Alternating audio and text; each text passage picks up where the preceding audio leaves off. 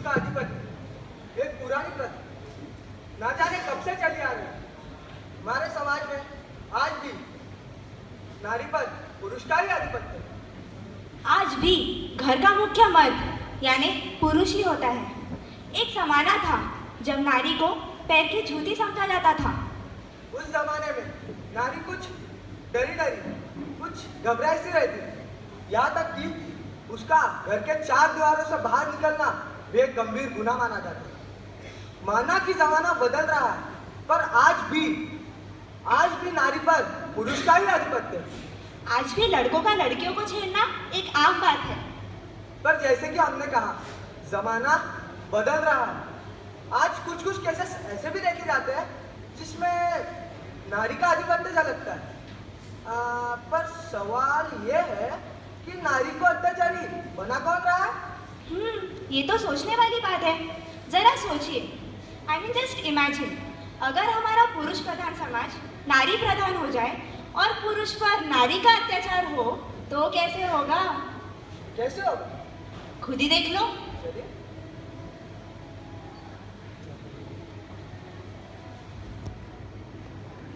माझा हात दुकान आहे, तू पकड का जरा वेळ.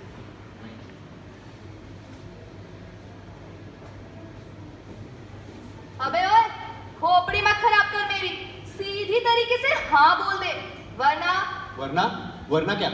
देखो, तुम मेरा पीछा करना छोड़ दो। मेरी माँ ने मेरा रिश्ता कहीं और तय कर दिया है। क्या बोला? हाँ, अब मैं किसी और की अमानत हूँ। किसी और की अमानत है तू? किसी हाँ। और की? ये ले। हाँ, किसी और की अमानत बोल रहा था। ले, अब कौन करेगा तुझसे शादी? प्यार से समझाया था, पर ये बात तेरी भेजे में घुसती कहाँ है? अब पड़ा ना तेजाब चेहरे पे, तो दुनियादारी समझ आई। हाँ।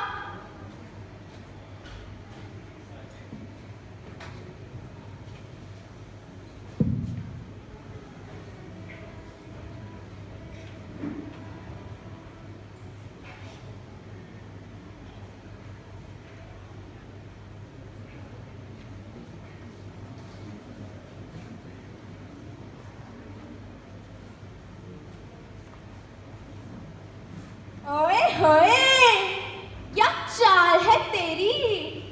कहाँ जा रहा है? रुक तो मेरी जान। कहाँ जा रहा है बे? देख के ऐसा लगता है ईद का चांद निकल आया हो। और तू टॉम क्रूज की औलाद से कुछ कम नहीं लगता जाने मन। कौन हो आप लोग?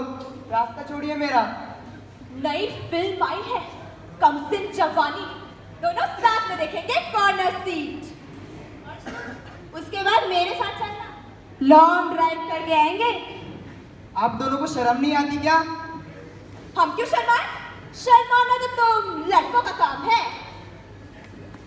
आपके घर में बाप भाई नहीं है क्या? क्यों नहीं है? सभी के घर में होते हैं, पर उनके साथ कमसिन जवानी थोड़ा देखेंगे। देखिए, अगर आप मेरे साथ ऐसा कुछ करेंगे तो ऐसा हो सकता है कि कल कोई उनके साथ भी ऐसा कुछ करे। ऐसे कैसे करेगा बे? बाप भाई एक नहीं कर देंगे उसका। और शेर के तो देखे, कायाबेन नाम है मेरा। अब तक 55 बलात्कार और 26 मर्डर केस चल रहे हैं मुझ पर। सुन, अपनी डोली मेरे घर लेके आना, वरना क्या? वरना मेरा 56वां शिकार तू ही होगा। देखिए, आप लोग मेरा रास्ता छोड़ दीजिए, वरना मैं आपकी शिकायत अपनी बहन से कर दूंगा। ये ऐसे कैसे कर देगा? बड़ी बदमाश है क्या तेरी बहन? नहीं, बदमाश तो नहीं है, लेकिन आप दोनों के लिए काफी है। सुन, इधर आ, इधर आ, आजा। क्या बोला था तू? ये क्या बोला था? कि आपकी शिकायत अपनी बहन से कर दूंगा। जा, जा और अपनी बहन से बोल कि हम तेरी इज्जत लूट रहे हैं। जा। नहीं, ऐसा मत कीजिए, ऐसा मत कीजिए। मुझे छोड़ दीजिए, मुझे छोड़ दीजिए, ऐसा मत कीजिए। अब तक 56 हो ही गया। हा हा हा।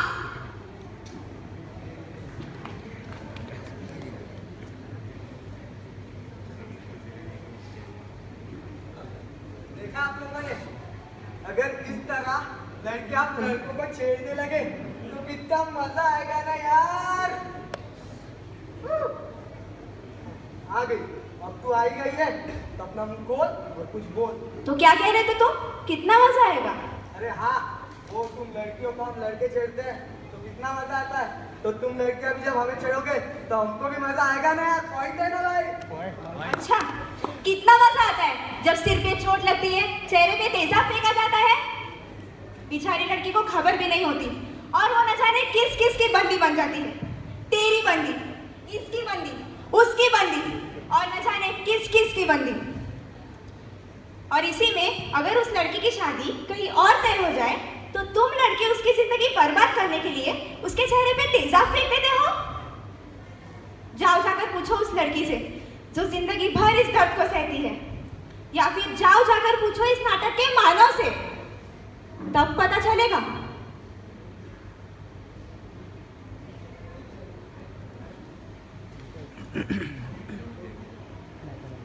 हेलो हेलो,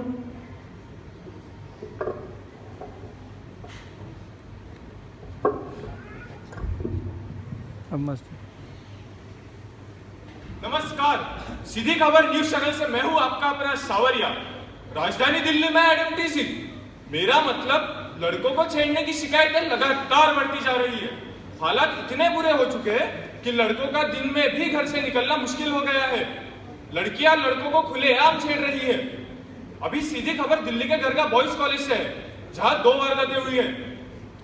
पहली वारदात मानव नाम के लड़के के चेहरे पे तेजाब फेंका गया है, तो वही दूसरी वारदात में कुछ लड़कियों ने एक लड़के को सरे बाजार बेआबरू कर डाला। अधिक जानकारी के लिए हम रुक करते हैं हमारी संवाददाता छुमी रंजन का। जहां कचरी नाम की लड़की ने कॉलेज में पढ़ने वाले लड़के मानव के चेहरे पर तेजाब दिया। छुमी रंजन जी, आप हमें दूसरी वारदात के बारे में बताइए। दूसरी वारदात तो अभी कुछ देर पहले ही हुई है, जहां कुछ लड़कियों ने मिलकर कॉलेज में पढ़ने वाले लड़के अर्पित का बलात्कार कर दिया। छुमी रंजन जी, अपने जज्बातों को काबू में रखिए और हमारे दर्शकों को बताइए कि ये बलात्कार किस तरह से किया गया है। सावरिया जी, आप भी कैसी बातें करते हैं? बलात्कार में किस तो होंगे ही। वैसे विश्वसनीय सूत्रों के अनुसार काया नाम की लड़की ने इस वारदात को अंजाम दिया है। छुमी रंजन जी, क्या आपने अभी काया नाम लिया है? जी हाँ, मैंने अभी काया नाम लिया। मैं अपने दर्शकों को बता दूं कि ये काया, जी हाँ, ये काया वही काया बहन है जिस पर अब तक 55 बलात्कार के मुकदमे चल रहे हैं। सावरिया जी, बताना चाहूंगा, काया बहन के अब तक 55 नहीं 56 हो चुके हैं। ये लड़का, जी ये लड़का जो इस वक्त अपना मुंह छुपाए बैठा है, काया बहन का अब तक 56वां शिकार है। गौर से देखिए इस लड़के को। छुमी रंजन जी, आप अर्पित से कहिए कि वो अपना चेहरा एक बार हमारे दर्शकों को दिखाए।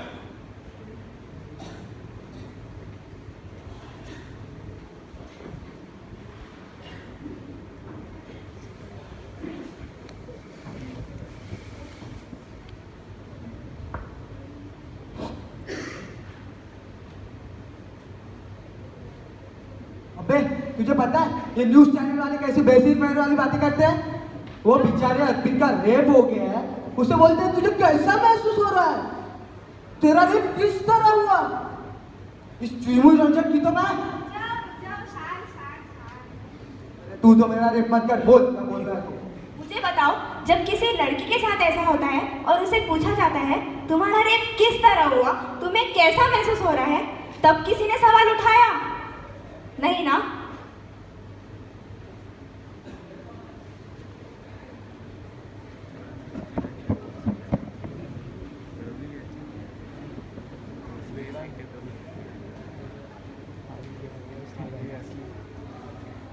एसीपी चौटाला, दिल्ली में एडम टीजिंग मतलब मैन टीजिंग की शिकायतें लगातार बढ़ती जा रही है। इसे रोकने के लिए दिल्ली पुलिस क्या करे? या जो आजकल के छोड़ रहे हैं ना, इनका चाल चलन कतई ठीक ना हो रहा। और अगर छोरिया ने छेड़े, इसमें भी इन छोरों का हाथ हो रहा। जी वो कैसे? पहले तो ऐसा ससुराल आधे अधूरे कपड़े पहन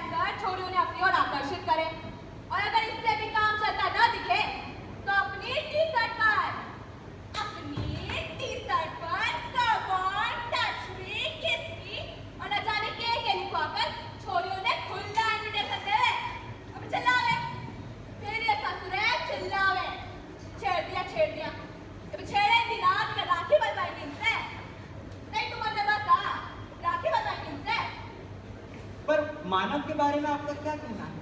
आखिर मानव के चेहरे पर तेजाब डाला गया। इस मामले में जो है ना, पूरा का पूरा दोष उसी ससुरे मानव का हो रहा। ओह माय गॉड, ये क्या कह रही है? सही कह रही हूँ मैं। दिल्ली पुलिस जो है ना, ये ससुरों ने इतने समझा के हार गई कि भैया बाहर से निकलते वक्त हैमलेट पहन के निकलो, लेकिन नहीं, ये ससुर है ना, मानते ही ना है कि हो गई ना का सावधानी हटी तो दुर्घटना घटी। लेकिन जहाँ तक मुझे पता है, लड़कों को स्कूटी चलाते वक्त हेलमेट पहनना चाहिए। लेकिन जिस वक्त मानव के चेहरे पर तेजाब डाला गया था, तब वो पैदल था। उई माँ! कौन सी किताब लिख रही हो? नहीं तुम बंदे बंदा, कौन सी किताब लिख रही हो?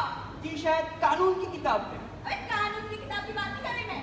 तो फिर तूने वो कहावत ना सुनी, अपनी सुरक्षा अपने हाथ। जी सुनी है। देख फिर, एक मानव अपने हाथ में हैमलेट उठाता ते अपने सर पे पहन लेता, ते होती ना होती ये थोपड़े की सुरक्षा।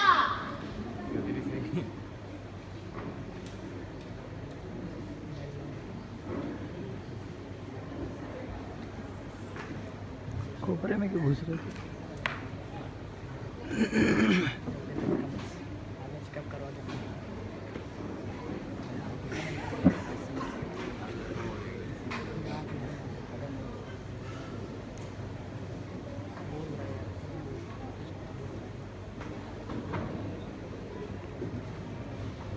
जल्दी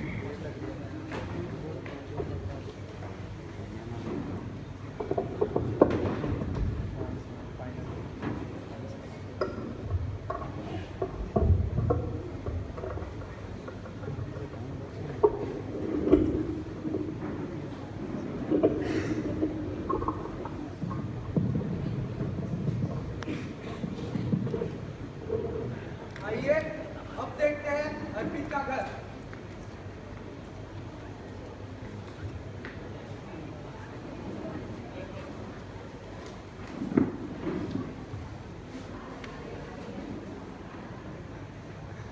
अरे ये क्या कर दिया करम जले, कहाँ मुंह काला करा के आ गया? कौन थी वो कमीनी? बेटा, ये क्या हुआ तुम्हें? पिताजी, उन्होंने मेरे साथ जबरदस्ती। हे भगवान ने तूने क्या किया? अब भगवान को क्यों कोसते हो? सामने इसके दुष्कर्म है राम, कहीं का नहीं छोड़ेगा। माँ, अब मुझे आके दिखाता है तो मुझे तेरी इतनी हिम्मत, सारी इज्जत की धज्जियां उड़ा के रख दी है तूने। हे राम, मैंने कुछ नहीं किया माँ, मैंने कुछ नहीं किया।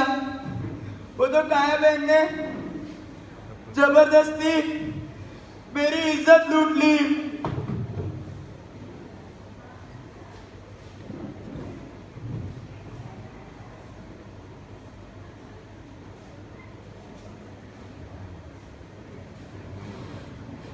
नहीं अभी वो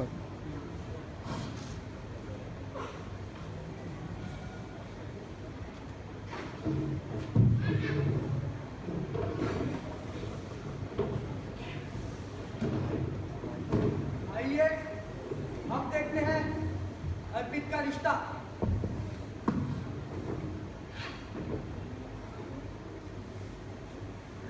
घर का कामकाज जाता है।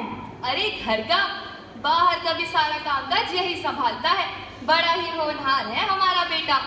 घर की साफ सफाई, खाना बनाना, सिलाई बुनाई सब कुछ में माहिर है। अरे पढ़ाई में भी बहुत होशियार है। अपनी बहन का सारा होमवर्क यही करता है। ओह, कहाँ तक पढ़े हो? बी कर रहा है दरगाह बॉयज कॉलेज से। होम साइंस इसका फेवरेट सब्जेक्ट है। ये गूंगा है या कुछ बोलता भी है? नहीं बोलता है ना, पर वो क्या है ना, इसे जरा कम बोलने की आदत है। और क्या क्या जानता है आपका अर्पित? सब कुछ जानता है, आप जो चाहे पूछ लीजिए। आप पूछने देगी तब ना। अरे नहीं, आप पूछिए ना बेटा। आप घर का खाना बनाना आता है? जी खाना? हाँ आता है। अच्छा तो फिर ठीक है, मुझे सिर्फ घर का खाना ही पसंद है। कहा था ना मैंने, लाखों में एक है हमारा अर्पित, बिल्कुल अपने नाम की तरह। तेरा तुझको अर्पण क्या लागे मेरा, ये तो अर्पित का फेवरेट भजन है। अच्छा तो इसे गाना गाना भी आता है? जी गाना? हाँ गाना। अर्पित बेटा, अपना फेवरेट भजन तो सुनाना। सुना दे। जी मेरा गला खराब है। अरे तो यहाँ कौन से इंडियन आइडल के ऑडिशन चल रहे हैं? कुछ भी गा के सुना दे। देख तेरे संसार की हालत क्या हो गई भगवान, कितना बदल गया इंसान, कितना बदल गया इंसान। ठीक है, मुझे रिश्ता मंजूर है। नमस्ते। सुनो जी, मुझे ये जो लड़की है ना अपने अर्पित के लिए कुछ ठीक नहीं लगती है। और मैंने ना उल्टी उल्टी ये भी खबर सुनी है कि वो जो लड़की रॉक्सी है ना वो पक्की शराबन है। तुम ना चुप ही बैठो जरा, अपने काम से मतलब रखो। जाओ जाके झाड़ू लगाओ। पापा अब क्या होगा मेरा? बेटा तेरे साथ तो अब वही होगा जो इतने सालों से मेरे साथ होता है। हंसने का नहीं था ये डायलॉग।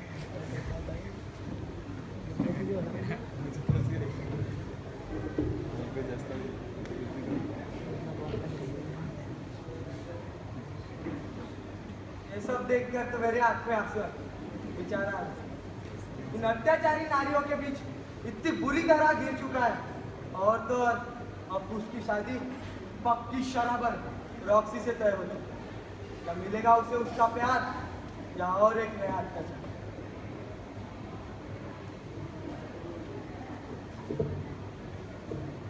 हमारा ये जहाँ नारी से ही है, इस बात से तो हम सभी वाकिफ है। सुबह अखबार में नारी पे अत्याचार की खबरें सुनकर अफसोस तो हम सब बढ़ा जाता था ना, पर वही शाम को कोई लड़का किसी सड़क पर कोई लड़की को छेड़ता है तब आपकी आवाज क्यों नहीं उठती? क्यों नहीं आपकी रूह आपको कोसती?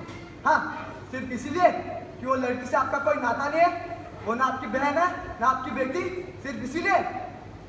शायद इसीलिए 12 दिसंबर 2012 को निर्भया हत्याकांड में वो चार दरिंदे वहां खड़े 50 लोगों के सामने भारी पड़ गए थे। ये हमारे समाज के लिए बहुत अपमानास्पद बात है। अरे जरा सोचिए, कल तुम्हारी घर की बेटी के साथ कोई ऐसा अत्याचार हो रहा होगा, तब कोई आगे कदम नहीं बढ़ाएगा, कोई उसकी मदद के लिए नहीं आएगा। सुनिए, अत्याचार के खिलाफ आवाज न उठाकर आप उस अत्याचारी का साथ दे रहे हैं। अरे सती सावित्री ने तो यमराज से तो अपना पति वापस मांग कर लाया था। और हम अपनी माँ से भी कभी पूछा है, बेटा माँ खाना खाया कि नहीं? कभी उस पे हाथ पे जले हुए निशान देख के कभी आपको रोना आया है जो आपके लिए खाना पकाते आए समय आए थे?